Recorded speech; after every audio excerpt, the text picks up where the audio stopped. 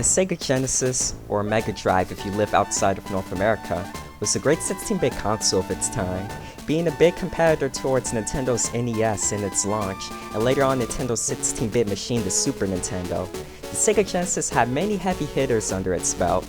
We got the Blue Rat we all know and love. I'm not a rat! Shut up! Streets of Rage, Golden Axe, Altered Beast, Slaughter Sport.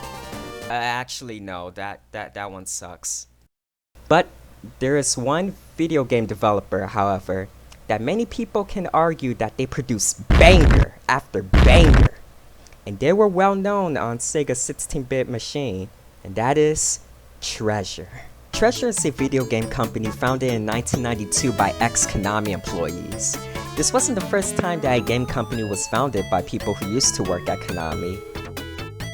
And it certainly wasn't the last, holy shit. Anyways, Treasure had a pretty good track record on the Sega Genesis with the popular Gunstar Heroes, the experimental Dynamite Heady, and I can't believe it's a good game. Trademark, McDonald's Treasureland Adventure. Oh, and they also made a pretty awesome Yu Yu Hakusho fighting game with 4 players. But there is one game that Treasure made that was pretty special, and that is Alien Soldier. Alien Soldier came out in 1995 for the Sega Mega Drive in Japan and Europe, with the North American release of the game only coming out on the Sega channel of all places. Yeah, this nifty little cartridge that can connect via dial-up by a subscription service for access to a lot of games. Hey, that sounds kind of familiar. But enough with all of the history talk, let's get into the game. Okay, so the story for this game is quite simple. There's this... Oh my god. Look at all of this text. Okay, no. This game's story is actually pretty crazy and convoluted. Let me put it into words that you can understand. So, you are Epsilon Eagle, the leader of an evil terrorist organization named Scarlet, who was overthrown by the devastating Z-Tiger. So, you're probably wondering, how is this dude our main hero if he himself is technically a bad guy? Well, this is where things get weird. Epsilon was hiding inside one of the test subjects that Scarlet was using in their laboratory. The test subject being a little boy named Misaki Fowl. I think I butchered that name. Misaki Fowl. In the hunt for taking down Epsilon, Z-Tiger could sense Epsilon's presence as he takes out one of the test subjects. Missing his chance, Epsilon transforms the boy into himself, however with the boy's willpower to fight for justice, which consequently splits Epsilon's old evil half as his own being. Now, the new Epsilon's goal is to get revenge from Z-Tiger, destroy his evil half, and get caught in many twists and turns along the way. Gosh, that was a long info dump.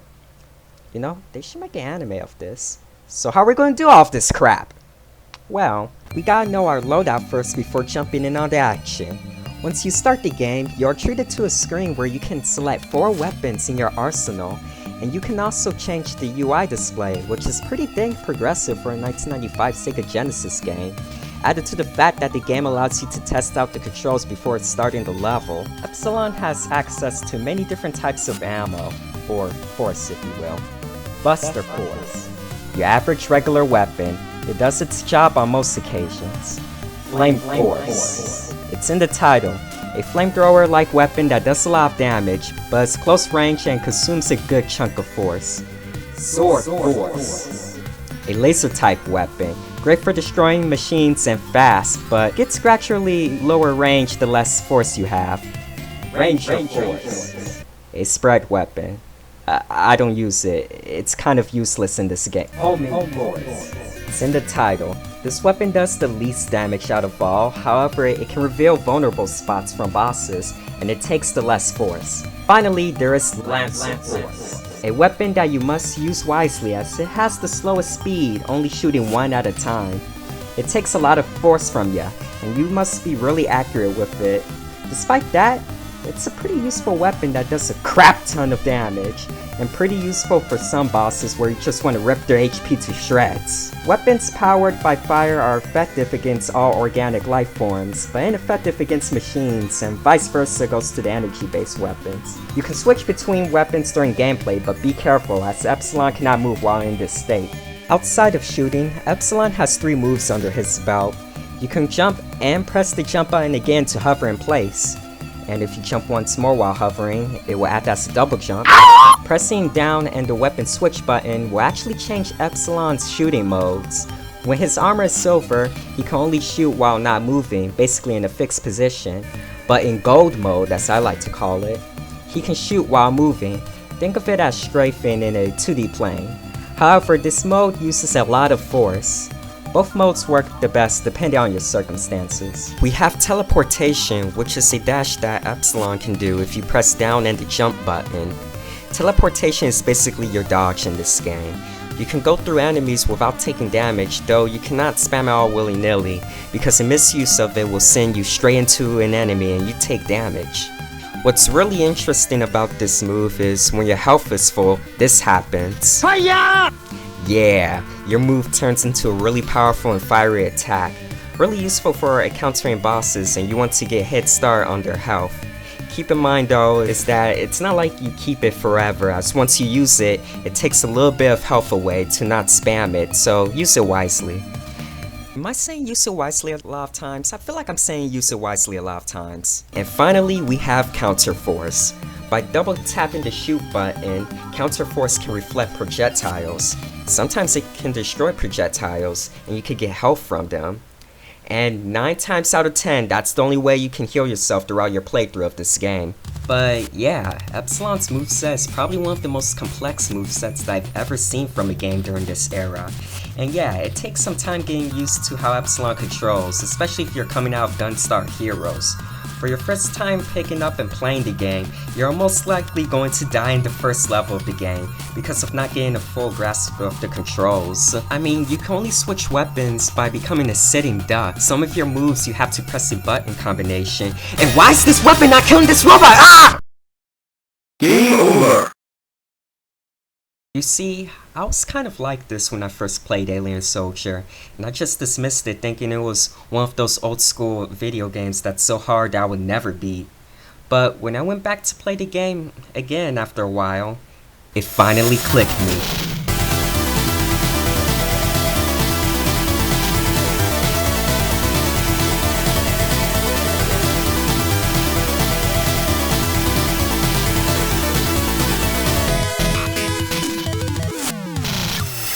I got used to the controls and man oh man, this is one of the most satisfying games to play. The way you mow down enemies, the way you dodge enemy attacks, the way you reflect enemy fire. Epsilon is an awesome character to play as with a well thought out moveset. But with a well thought out moveset, you also need well thought out gameplay. Alien Soldier, like I said a long time ago, is built differently compared to other run and gun games. You see this footage of me platforming, avoiding stage obstacles, and shooting little punk enemies that die in one hit? That's only the side dish between the actual meat and potatoes of this game, which are the bosses. The game puts emphasis on fighting these big boys. A lot of these guys are challenging to fight but are pretty fun and have distinct fighting patterns.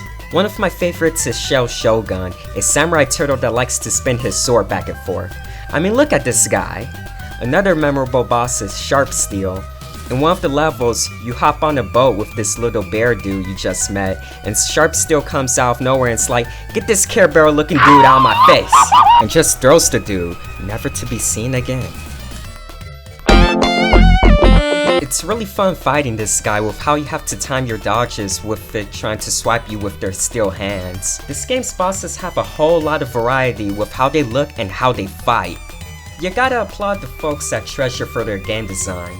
Even some of the platforming areas are pretty cool, like where you're in this tunnel that's completely dark and the only way to light up the area is to shoot your weapon, or this later level where you're flying in space reflecting meteors. You also gotta applaud them for the way this game looks. My goodness, this is one of the best looking games for the Sega Genesis. In the Japanese version of this game, you get this message on the title screen. Speed shock, visual shock, sound shock. Now it is the time for the 68,000 part 5. This may sound like a bunch of gratuitous English at first, but this actually has meaning. The first sentence is actually the Sega Mega Drive's tagline in Japan. Visual shock, speed shock, sound shock. 時代が求めた16ビットセガメガドライブ。The second sentence is referencing the 68,000 Motorola, which is the console's CPU. You can tell that Treasure was pushing the absolute limits of the Sega Genesis with this game. Like, look at that 3D effect on this boss's wing. You also have the game showing a lot of pretty big sprites on screen compared to their last run and gun where they mostly showed smaller characters, and it's all running in full speed. Most of the time. Sometimes the game will slow down when there's plenty of stuff happening on screen, but it's pretty understandable knowing the game's visuals, and it only really happens in niche moments throughout my gameplay. This game's music is also phenomenal, with plenty of catchy tunes to come out of the Sega Genesis sound chip, from the peppy weapon select screen,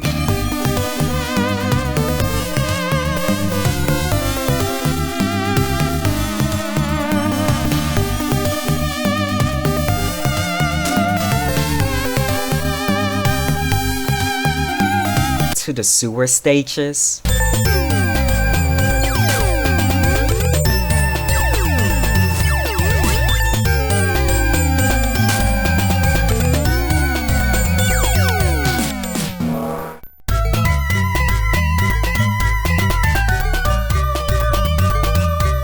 to the snowy cool mountains,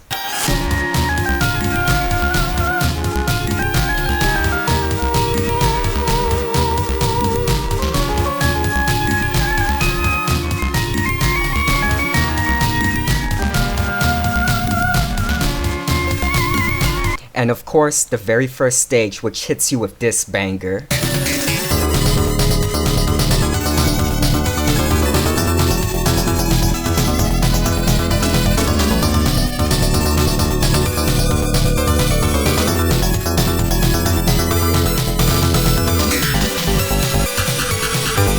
Alien Soldier was composed by Norio Hanzawa, who, like many people that worked for Treasure, used to work for Konami and composed some games before during his stay, most notably the Simpsons arcade game and Bucky O'Hare. He also composed music for Gunstar Heroes, Dynamite Headdy, and more of Treasure's catalog. Dude did a crazy fine job.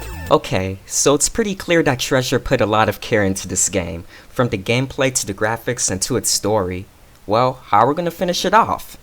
Well, after defeating Z-Tiger's transforming robotic tiger Wolverine claw looking motherfucker, our next goal is to destroy Epsilon's evil half in the form of a pink mech. This boss is pretty cool. It throws the player with a cluster of projectiles and that one attack where he drops down, and you have to move slightly at the very moment, but not too far or else you will get hit.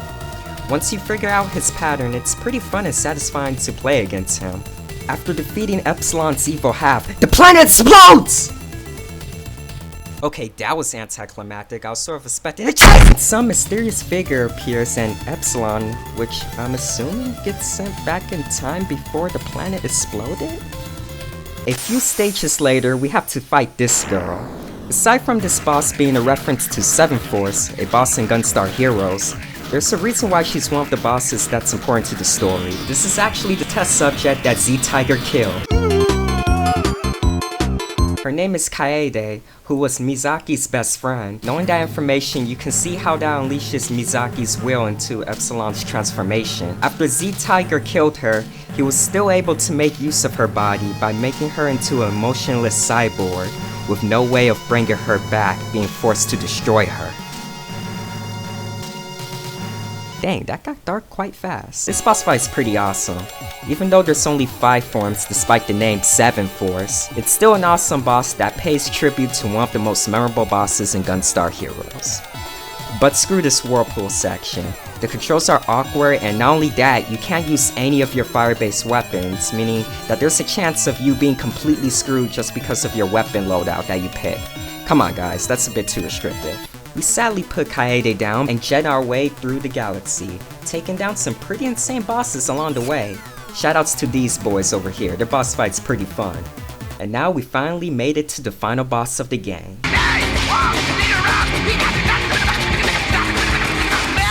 And the final boss is this gigantic dude. Who in the hell are you? And no, this dude's not mentioned in the manual or the intro, but we do know that his name is Z-Leo, so take that as you will. Okay, so I have to admit, this boss fight sucks.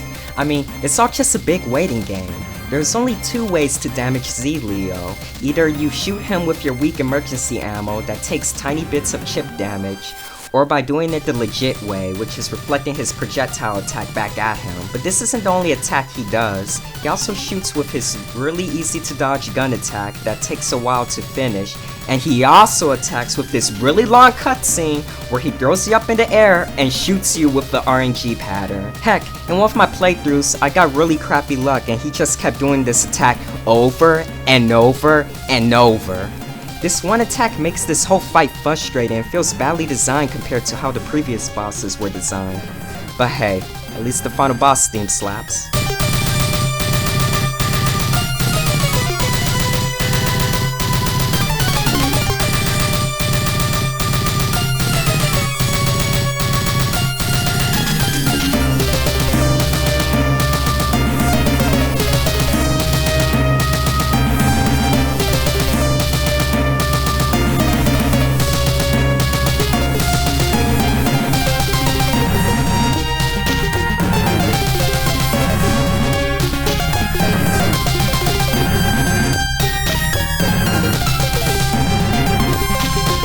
With Epsilon having destroyed Z Leo, he escapes the space station as it explodes, and his journey is finally finished.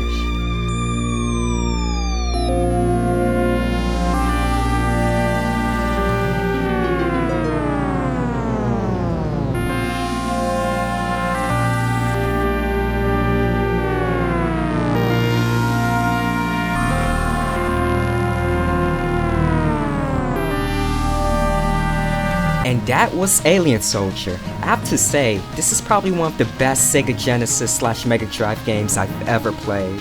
And it's a shame that it's not talked about too much. It has beautiful graphics, a banging soundtrack, a pretty interesting story, and most importantly, extremely entertaining gameplay. And it's impressive that the game turned out this way, knowing that it was kind of rushed due to its creator, Hideyuki Suganami, wanting to include more stuff in the game, but couldn't due to the team thinking it's best to release it before the next generation of consoles start to kick off. Sure, the game takes plenty of time getting used to with its controls, but once you get it, you're in for a crazy time. I say give it a try if you like fast-paced action games, these games specifically, and you don't mind yourself a challenge. Though I should warn you, if you are playing this game for the first time, go to the options menu and change super hard to super easy. Despite the naming, gameplay wise, it's the same, except in super hard, you get a limited amount of continues, just a heads up. Oh, and one last thing, in easy mode, you can adjust the speed of the game to go slower in the pause menu. Did I mention this game is ahead of its time? Okay, I'm done. Video over. Thank you for taking your time. Go live your life.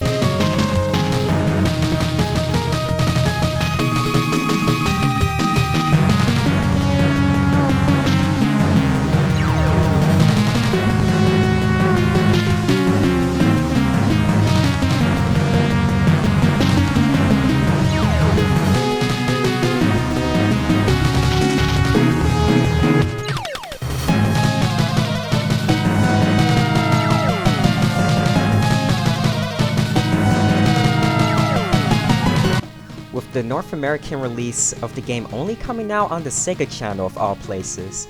Yeah, this nifty cartridge that connect... Dang. On the Sega channel of all places.